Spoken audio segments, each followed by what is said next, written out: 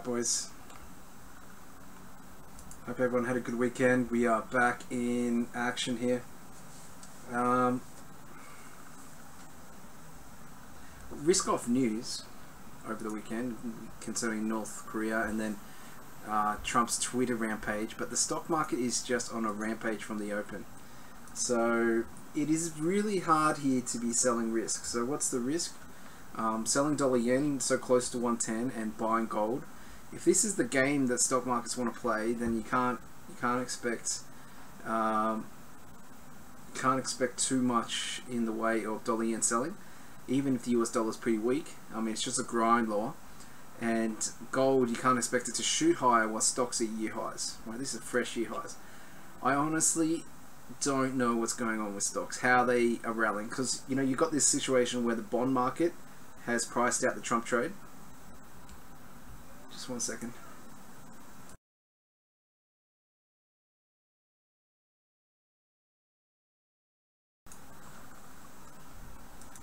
And you've got the situation where the bond market's priced out the Trump trade, a fair bit of it.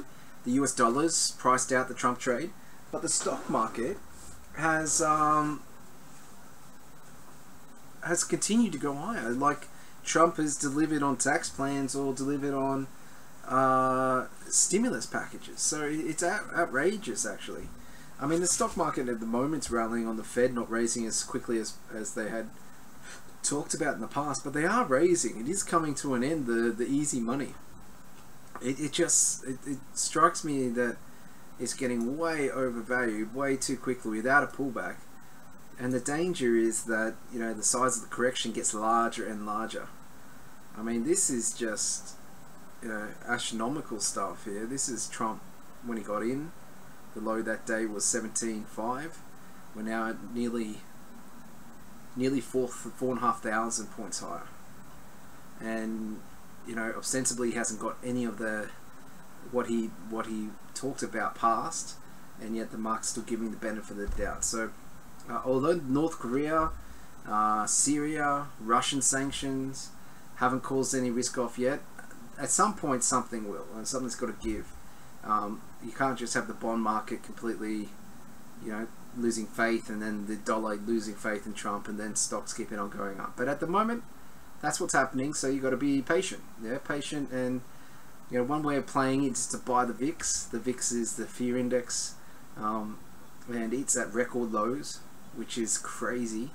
So you can buy the VIX, and that is probably the cheapest way to get some exposure to downside. That way you don't have to pick the top, you just have to pick the time. So at some point in the next, you know, 3 weeks, there'll be a correction in stocks, or some point in the next, you can buy the next dated one. At some point it'll be maybe the next, you know, 6 weeks. You expect there to be a pullback. I mean, the pullback's coming. Don't, you know, this is not magic land. There will be a pullback.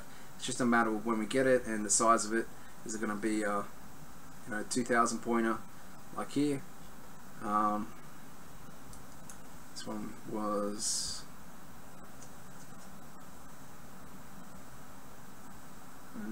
2,000 as well. Which one is the start of? Yeah, this is the last one I remember, which was the Chinese devaluation. That was 2,000. So at least 2,000 points. So back to 20,000 probably be the target on any sort of correction. And that would lead to dollar yen selling, and gold spiking through 1,300 if such an event happens. So there's that in the backdrop happening at some point, but just the timing of it makes it very hard to get involved in that. But I do imagine that that's going to be the case. Alright, so just, you know, I know that, you know, that's the backdrop for me. This is getting silly in the stock market, so I'm just a little bit wary about playing the risk-on game. While I don't believe the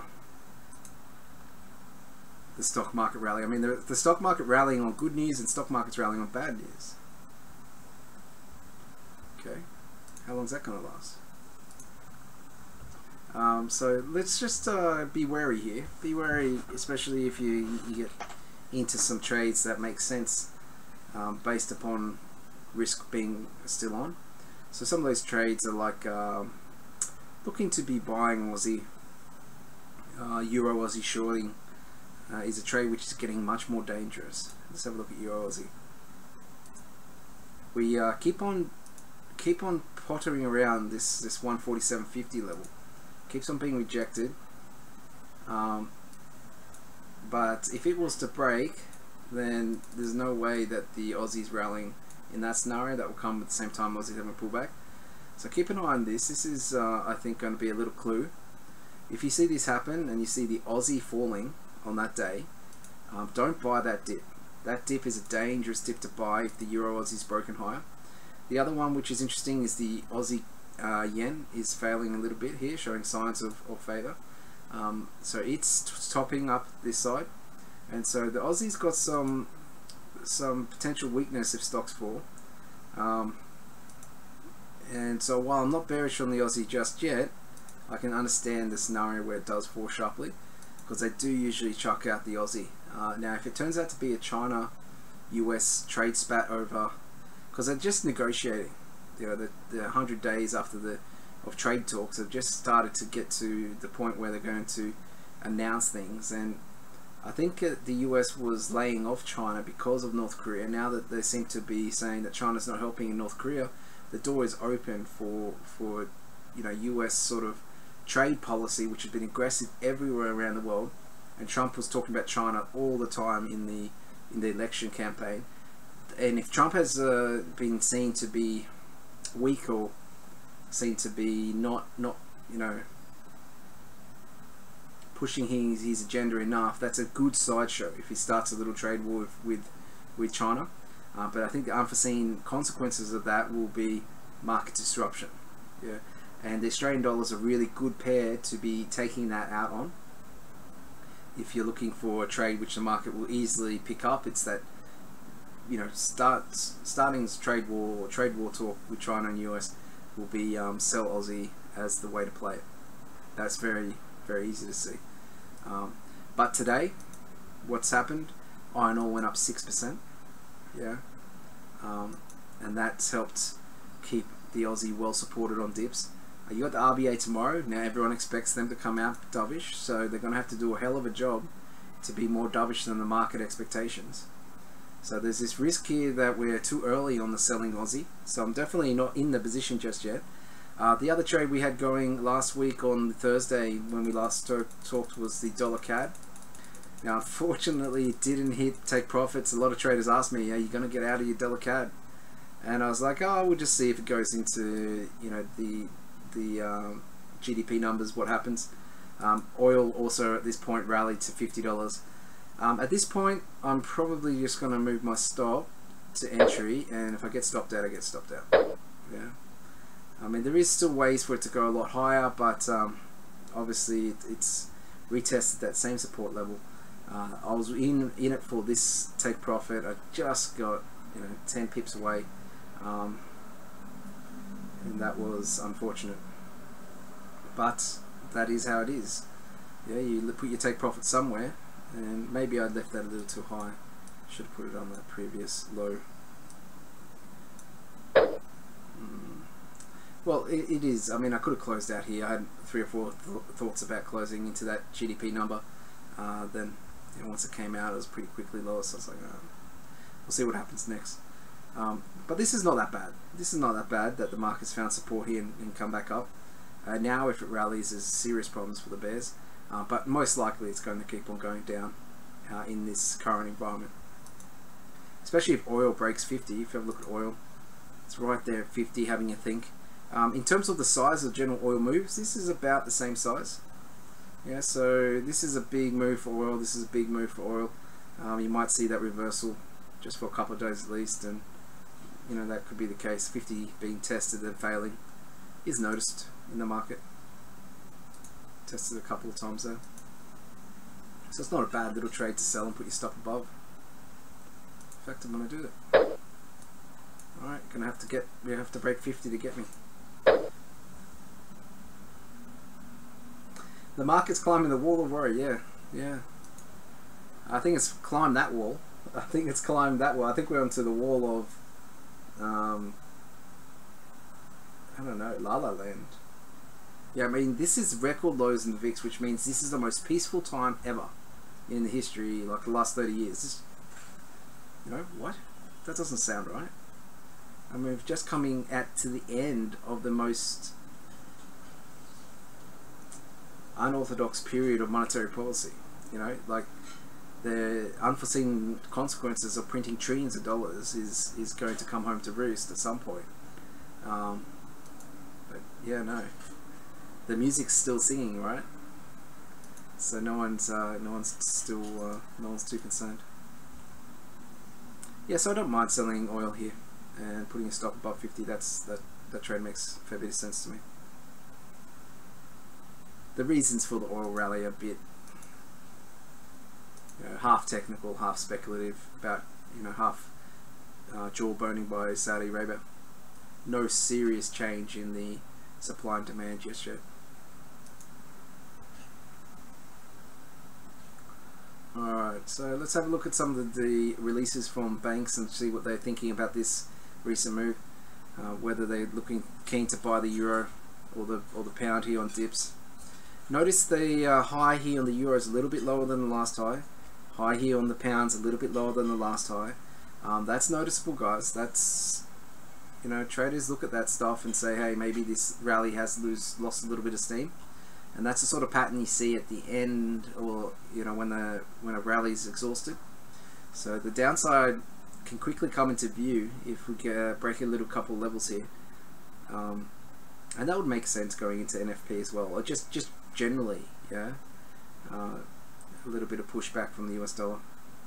I mean, the core PCE was pretty weak, but the headline GDP wasn't so bad. It's so there is some. There's some hope, just a technical pullback here. You know, if we find ourselves above 117.80 though tomorrow, then you got to continue to be bullish. I mean, I'm still bullish even if it breaks down, right? I'm just, you know, it's healthy to have a pullback. Then we can use that to look to buy again. Same with the pound. The pound's got the Bank of England this week though, so it's going to be a little bit more susceptible, I suppose, to pullbacks. I don't think you want to be buying at highs into the Bank of England. They're a little bit more dovish. Carney's dovish anyway. Inflation data has mediated a little bit. Some of the local data is getting worse. PMI data came in a bit weaker. So business confidence data has come in a bit weaker for the pound, and I think the Brexit's starting to make an impact actually on confidence there. So you could see the best of the pound rally done for now. You might see sideways to potentially downside here. Now in terms of the euro pound, it's had a nice little pullback. There is a little bit of interest to buy the euro pound here. So the euro pound is it's a trade which makes a little bit of sense too, as a preferred way of playing any pound weakness. Where are you?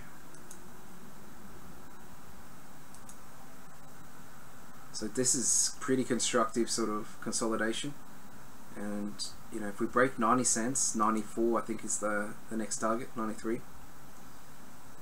So you know, we have every opportunity this week to break that. It's not a pair I like to buy at this high, but you know, if you're asking me about this week's chances of a breaking 90, it's pretty strong. Pretty strong.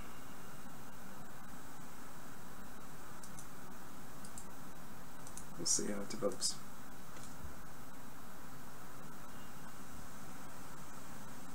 A little bit of US dollar weakness, Barnacle. I think, you know, you can't really put too much down to it. It's much more the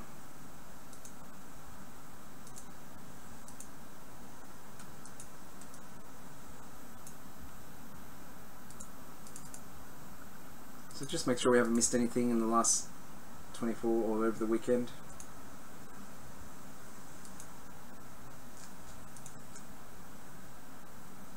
Pound Aussie uptrend. I don't think that's true. Accurate. Pound Aussie is one of the weakest pairs in the market, hasn't it been? I mean, there's people hoping for an uptrend. A lot of traders on the wrong side of this market.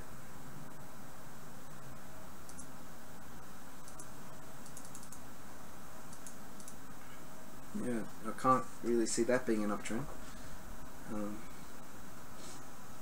I mean, you got the RBA, but let's see if we can get back above 166.80. This pair moves around a lot, but yeah, we'll buy pound Aussie when the risk, if risk goes off, if you get a chance. But you know, pound in the short term's got a lot of obstacles too.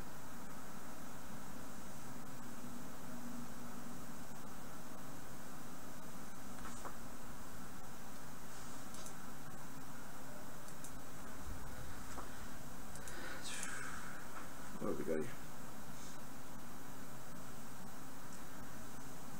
Iron ore rose sharply 6%, I think, today.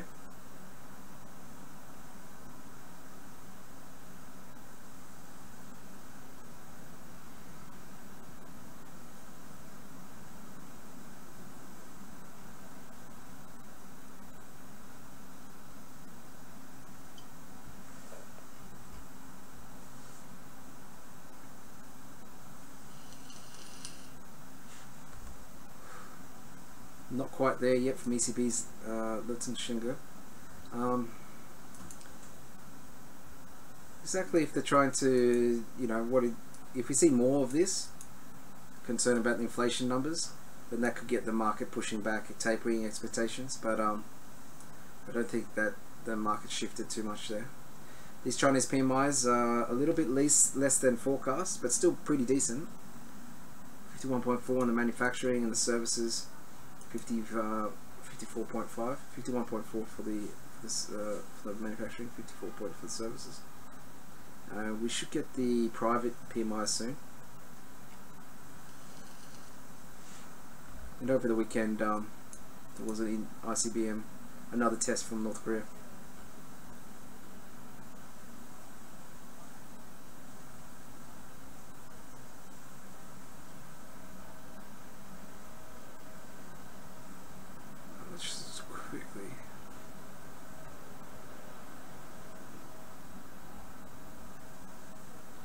Euro is 15% undervalued based on the size of Germany's trade balance surplus. IMF, he said. Okay, didn't see that.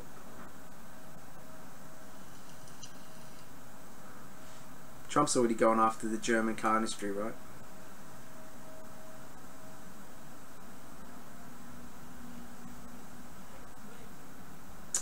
And obviously looking forward to the NFP later this week is the big one. Just quickly, let's check in the texts here. We haven't seen these for a while.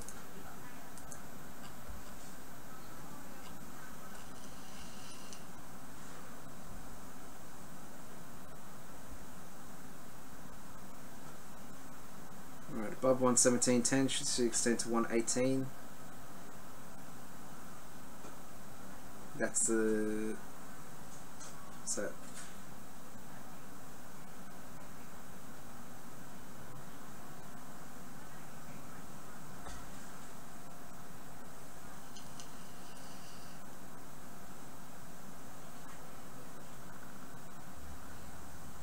It's 118.86. Look, the move to 120 is not a big move from now. It's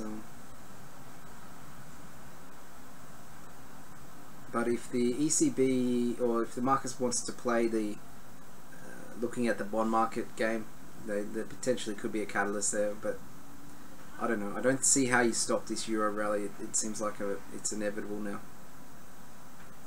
The dollar yen's been very slow in its grind lower. So far, it's been holding above 110. Let's see what happens if we do get some risk off, or if the market gets down to 110. It's a slow grind lower. I mean, below 110 you can speed up a little bit, but it's a slow grind lower when stocks are so strong. But the fact dollar yen's going down while stocks are going up at all is really worrying. If you're bullish on the dollar yen, I don't know how you can hope for risk on to support you. You need US dollar strength. Okay, so I suppose the pound's wedging a little here. We'll see. We'll see. I mean, you have to be a little bit worried. If we're below 130 coming at the end of this week, after the Bank of England, then you know I'm not buying that sort of dip. You know, I'll probably look to something else. I don't want to really be involved in the pound when it's in sell-off mode, because it's not gentle. The pound's really aggressive. And Aussie has gone a fairly strong, decent distance now without really the market pricing in specifically where they expect the rate hikes to happen. And with the RBA plays coy, then the Aussie is a little bit more vulnerable than most. But the China story underpinning it is recovery anyway, or China stabilization and a little bit bounce, is pretty strong for the support on the dip towards 78, 80 or 77, 60. If you get down there, then I'll be happy to buy. You know, at 78, that's for sure. Kiwi it's struggling. I think Kiwi's just been dragged along the way with the US dollar weakness. It hasn't really made its mark felt too much here. So, you know, if it livens up a little bit, then you might see a little bit more interest in it. But there is no reason to be looking to sell the Kiwi at the moment. And dollar CAD, apart from being oversold, has got that a backing from the Bank of Canada raising rates and from the oil having the nice sharp recovery. So yeah, this is justifiable. So if something changes, I mean, look, it's like the fair price thing. And what's the target underneath this? It's 122. So 122.78 looks like double star strength.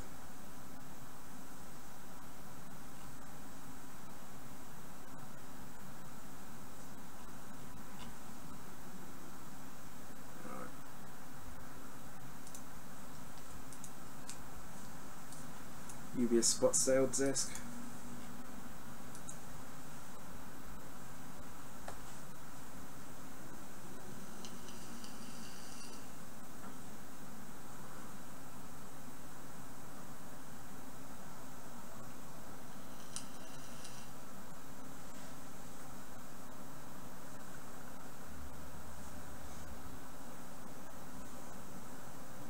Even though the European recovery story and underlying bullish sentiment makes sense to me, we have come a long way and the air seems to get a bit thin for now. Yeah.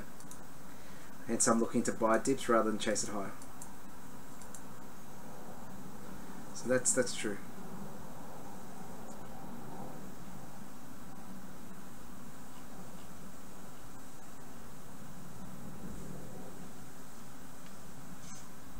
Doubt we see much above 80. Should be happy if fade the rally with the aim of move back to 78. Okay.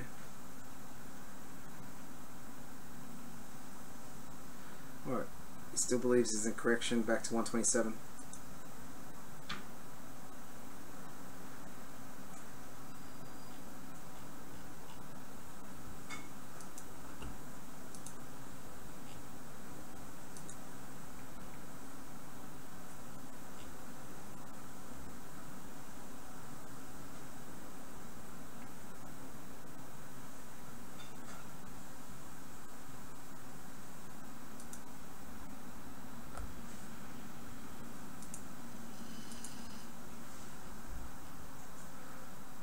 Well, just for funds, let's read this report because it is out of control actually on the face of it. Bank of New Zealand, which is not the Reserve Bank of New Zealand, it's just the Bank of New Zealand, come out with a report this morning. Could the RBNZ ease? Inflation is surprising low, currency is surprising high.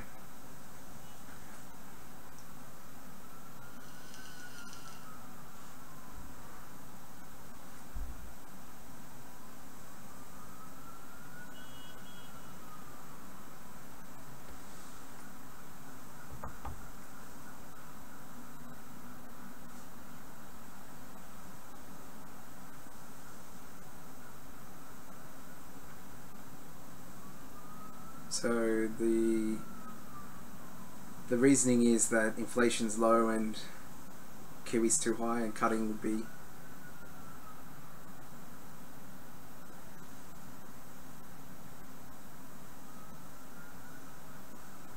one way to stop this.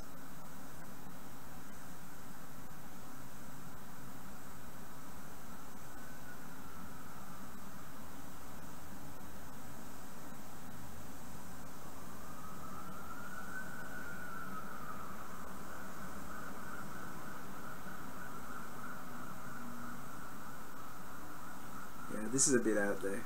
There's very little chance. What they will do is be very neutral, and maybe jawbone the RB, maybe jawbone the Kiwi more. But they've been very aggressive in their jawboning already. I doubt they can be too much, you know. And the market's going to be expecting it, so you know what can really they say that will get the market aggressive here?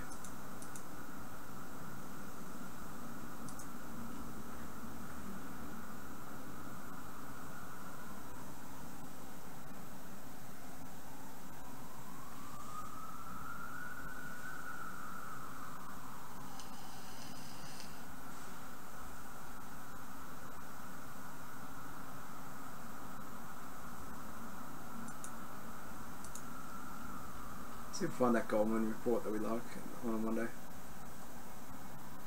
Yeah, sorry for being late today, guys. I was working a little late. Pretty busy in the markets at the moment. Clients, a lot of potential trades, and you know this.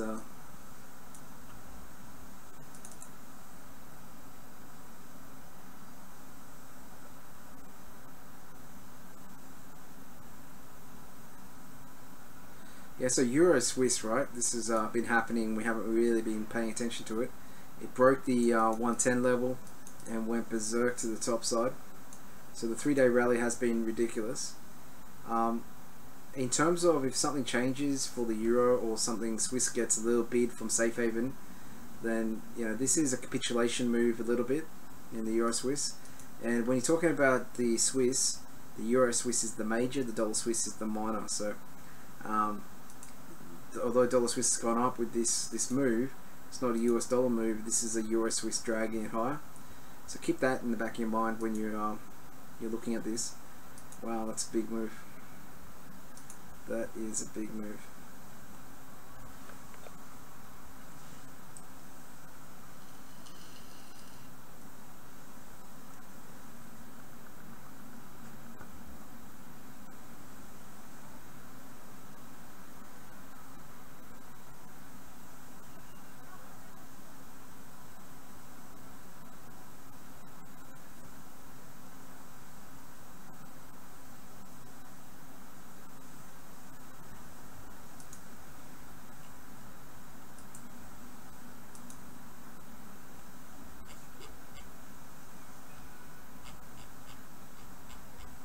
Just quickly, we're going to check if that data came out.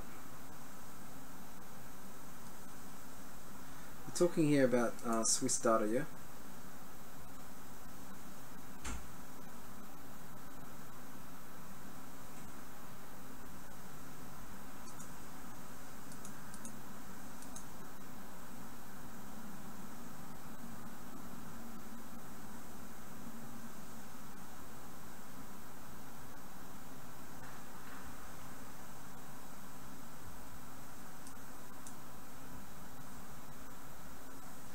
I actually signed up for Swiss Bank Alerts way back.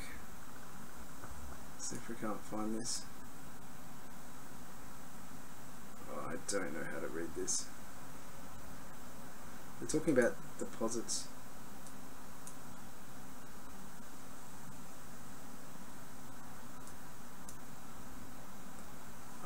Yeah, sorry about that, guys. I'm not that techie on the interpreting it.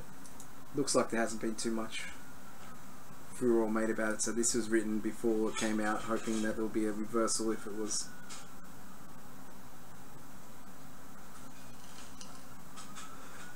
He's looking for a reversal on the Euro Swiss based upon that. That didn't happen so far, so either the data showed. So he's asking whether the S&P is involved in that move.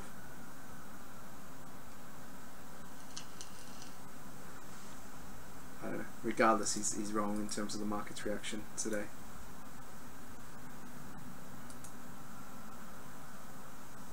So yeah, pretty hard to sell into that though, so don't go looking for reversals. That's not the game that keeps us paid. It's a very dangerous game.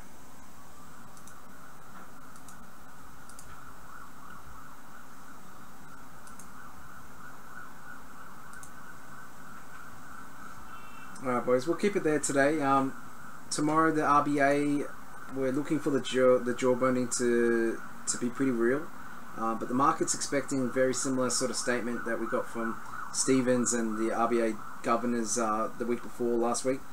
So I don't think you're going to see any surprises. If anything, a little bit more stronger language regarding delaying rate hikes would be the thing which might give a little bit more room for the Aussie to move lower. But my view is that any sort of selling on the Aussie is going to be a buying opportunity. So looking below 79, so 78, 80, but low 78s is really where I'll get keen on it. If something happened, right, when the market drops down. So we'll see. We'll see if it plays out. I'm not selling though, guys. I'm not selling. And if the RBA comes across too neutral, then a move above 80 is very real.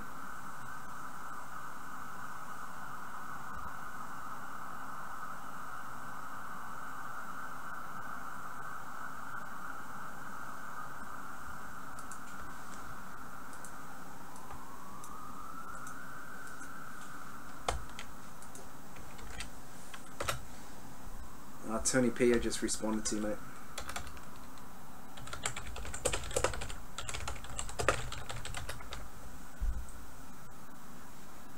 Alright guys, best of luck with your trades. The trade that I took was a short oil at the 50 level, and we have a long dollar CAD. Very similar trades though, so we're looking for reversal in CAD, a bit bigger than we got last time. In fact, I should raise my take profit here if we're going for a bigger reversal, and with oil to you know, for the profit taking to cause a little bit more of a stampede out if this 50 level continues to hold. If you want me to look at particular pairs, please send me a PM and I'll